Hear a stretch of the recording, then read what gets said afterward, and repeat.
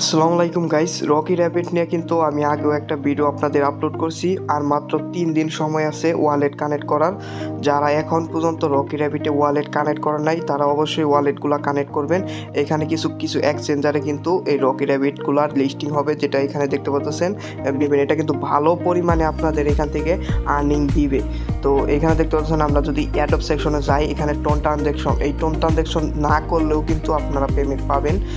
যদি করে রাখলে আপনাদের একটু ভালো হয়। যদি আপনাদের 50 মিলিয়ন প্লাস কয়েন থাকে তাহলে এই ট্রানজ্যাকশনটা করে রাখবেন, কারণ রিস্ক ফ্রি থাকবেন। এটাতে কিন্তু ভালো পরিমাণে একটা আর্নিং আমাদের দিবে।